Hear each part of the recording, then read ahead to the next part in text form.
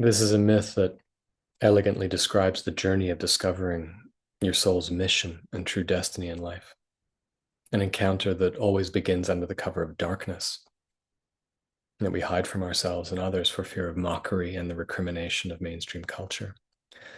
This is the myth of Cupid and Psyche, whose names in ancient times were synonymous with love and soul. And so, from the very outset of the myth, we are being told that this is a story about falling in love with our soul, which one could argue is the most important relationship in our lives, because it is through soul that we find spirit, and through spirit that we find ourselves. The story begins with a princess, Princess Psyche, Princess Soul, who was the daughter of a king but not a god, making her royal but not divine. And so, right out of the gate, the myth tells us very clearly that our soul, even though it is eternal, is also born fragile, vulnerable, even mortal, by which we mean if she is not cared for, nurtured, she can recede into darkness. If we do not tend to her over the course of our life, she may even perish. Edgar Cayce, the sleeping prophet, always claimed that soul development was what we were here to do, and that you don't simply go to heaven, but you grow to heaven through the process of soul development, which the Tibetans also tell us is really the only currency that we accumulate over lifetimes. While we may lose our bodies and our personality from one to the next, we bank our wisdom and our virtue, core attributes of soul that are maintained through the bardos, transmigrating and accumulating from one lifetime to another. And so, in spite of her mortality, or perhaps as a result of that, we are told that the beauty of Princess Soul was so great that people came from far and wide to pay homage to her. A beauty, everyone began to say, rivaled that of Venus herself, the goddess of beauty.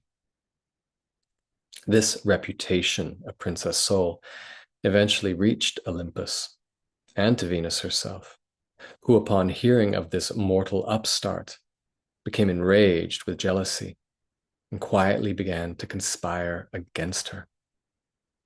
And so the myth begins, as far as I'm concerned, by presenting us with an age-old conflict between the outer beauty of appearances and the inner beauty of soul. And when we look around at the world today, we can see the end game of that conflict that has been raging for millennia.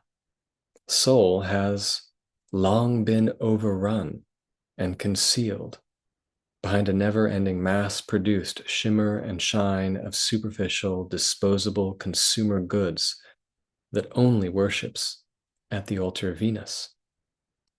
While the beauty of soul, the hidden, fragile beauty within, has been marginalized, even though she may be like a handmade product from a master artisan working in a small village outside of town that produces a value that, yes, perhaps costs twice as much, but if cared for properly, can last forever.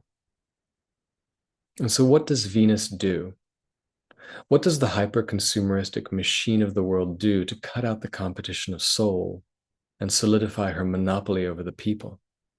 Well, she calls upon her son, Cupid, god of love, to take his bow, dip one of his arrows in poison, and loose it at the young soul, cursing her, we are told, to fall in love with the ugliest of men. And so Cupid, love, begins to hunt soul down with plans of violating her, degrading and corrupting her by making her fall in love with the ugliest of men, which I find interesting. Because actually, those who have loved soul have historically always been ugly. Ugly being another word for the disenfranchised, the poor, the meek, those who prioritize the beauty within because the beauty without is beyond their reach. This is why we are told that the meek, perhaps, will inherit the earth, and why it's easier for a camel to walk through the eye of a needle than for a rich man to enter the kingdom of heaven. It's all just another way of saying if you can't afford Venus, then you will actually have a better chance of attaining soul, because you will not be so wealthy as to be blinded by superficial beauty. You will be poor enough to recognize the value of soul. And so Cupid goes in search of soul. And when he finds her, he pulls an arrow from his quiver, draws back his string, takes aim, and stops.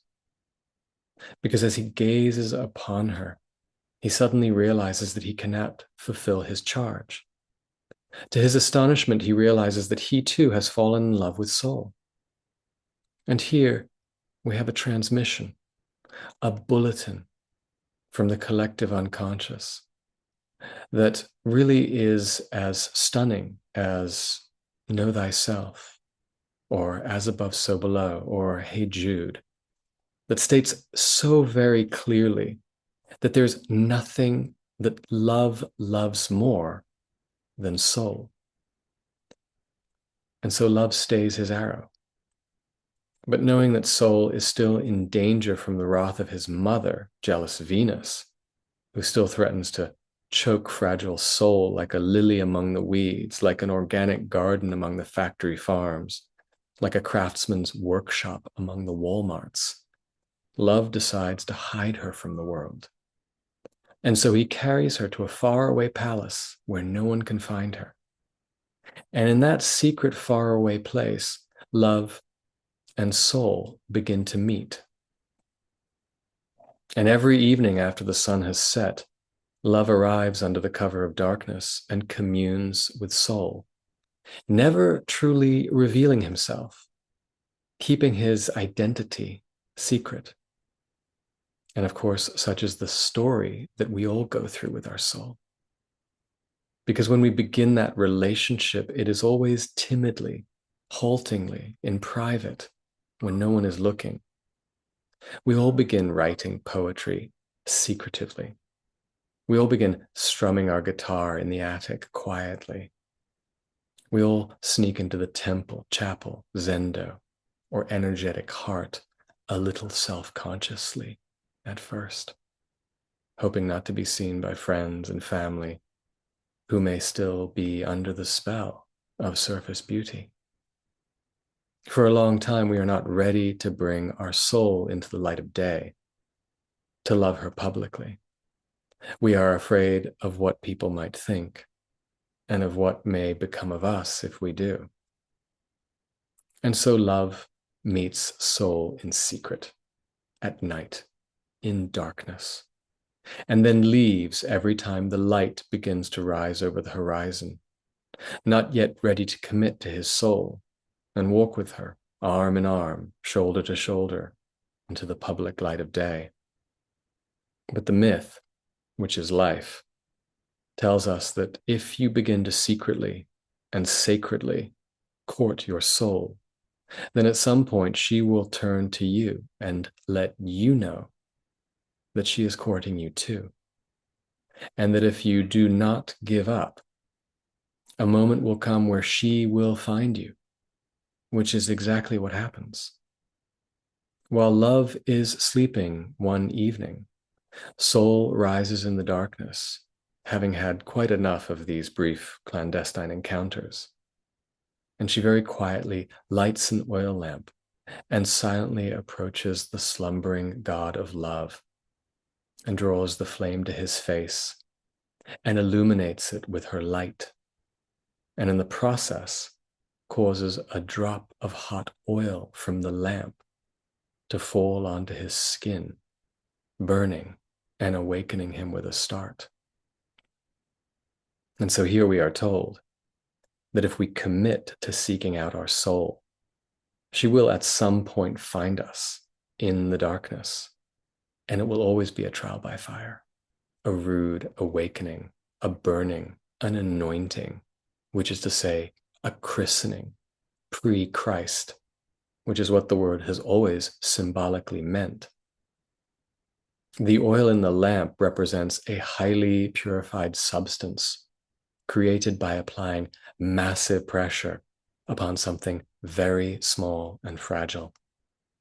like a diamond from a piece of coal. The oil crushed from the olive results in a purified substance that symbolically and literally allows the light from the flame to burn all night long into and through the deepest darkness.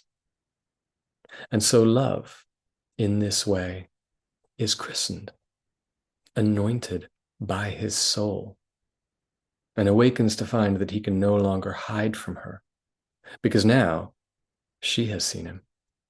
In the darkness, she has brought the light and revealed his true face to them both, which is also part of the gift that all women bring to men, or that we could say that the feminine always brings to the masculine, no matter the gender, as an elemental archetypal pattern going all the way back to Eve and Enkidu and Inanna. But of course, all that being said, the myth is life. And it tells us, true to life, that like love, we will likely not be ready to meet our soul in the light of day the very first time that she confronts us. Like love, we too will flee, leaving our soul to wander alone without us, which is exactly what Cupid does. He flees, and dear soul is left alone. However, the connection has now been made between them. Soul and love have looked each other in the eyes, and we are told that while love may not be ready, soul vows to find him, no matter the cost. In this way, the myth reminds us that finding our soul is not only ever up to us. Even when we run from her, she never gives up searching. And so soul goes on a journey to find love. And of course, there's only one place she must go, to her nemesis, her shadow, her double, jealous goddess Venus herself, and to the vanity within us all. So the fragile, mortal, small-town soul goes to confront the dazzling, drenched in designer couture beauty. And when she meets her, she's tortured by beauty's handmaidens, worry and sadness, or perhaps the doubts and despair of daring to challenge the overwhelming conviction of mainstream consumer culture and the way that we apparently should all look and act. Ultimately, Venus agrees to end her feud with Soul on one condition: if Soul agrees to overcome several Herculean trials. Because, as well as a love story, this is also a hero's journey, and a hero is only ever forged by submitting themselves to the intense pressures of the journey, just like the coal, just like the olive. And what is the first trial that beauty invites Soul to face? A seemingly impossible process of separating the wheat from the chaff, which merely tells us that our first step towards soul involves learning how to separate the whispers of soul from all the other distracting voices within and without in a lengthy and oftentimes confounding, confusing training of discernment. And of course, soul succeeds. In the second trial, beauty requires her to overcome a violent sheep, which I don't even think needs any translation really. But for the sake of continuity, we could say that prior to aligning with our soul and walking our destiny, we are all helpless to being dragged along by the herd, because we have as yet not found our shepherd within, our true north of soul. And so we are destined to be sheep, always following the guidance of someone else instead of our own. But once again, soul succeeds. And finally recognizing that this young mortal princess Soul has more pluck than she had bargained for, Venus, beauty, presents her with the last and most perilous of her trials, one that is perfectly meaningful to the journey that we must all take to meet our soul. Venus tells her that she must go into the underworld, a descent into her own unconscious shadow, and meet with the queen of death, the great Persephone, and somehow gain from her a small portion of her beauty cream. Now, why would the goddess of beauty tell Soul to ask the queen of death for moisturizer? Well, surface beauty has always coveted depth, a depth that arguably can only ever be truly found in facing that darkness within. And there is no archetype who knows the darkness within better than Persephone and her precursor Inanna. And so here, beauty asks Soul to bring her what she lacks, a little understanding of the profundity and gravitas of depth and death that she hopes might rub off on her.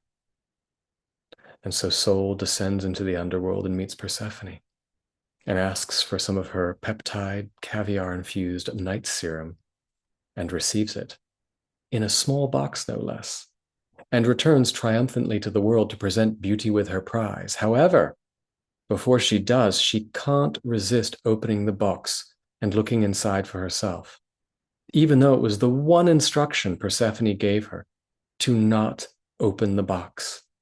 Just as Pandora was told to not open the box, just as Eve was told to not eat of the apple, just as Orpheus and Lot were told not to look back, which expresses an ancient archetypal truth that sometimes doing what we are told not to do is the only way to grow. And so Soul opens the box and falls into a deep sleep, which perhaps means that the depths of Persephone, the deepest of all the feminine archetypes, is necessary for her to confront too, and is momentarily too much for her. The contents too devastating, too traumatizing, too overwhelming, and she dissociates and falls unconscious.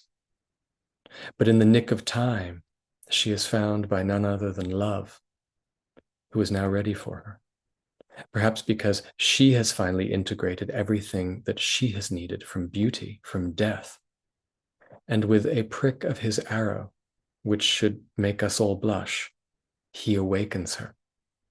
Meaning that Soul, too, must touch the depths, and that no one is exempt from the journey into the shadow, but that when we all invariably dissociate from the intensity of that disturbing confrontation, it is always love that will bring us back. And so Soul is awakened, and Love takes her to his grandfather Zeus and asks him to end the feud between beauty and soul, and asks for his permission to take mortal Soul as his bride. And Zeus agrees, reminding us that inner soul and outer beauty are really just two sides of the same coin, that ultimately are not in conflict, but destined to support each other and work hand in hand. And so Love is wed to Soul in one of the very few examples we have of a mortal being welcomed into Olympus. And Zeus's wedding gift to her is, of course, immortality. And do you know what the firstborn child of Love and Soul was called? What our very own collective unconscious tells us is the result of falling in love and wedding ourselves to our soul. It is nothing less than joy. When your love, your soul, and the consummation of that relationship takes place, the result is joy.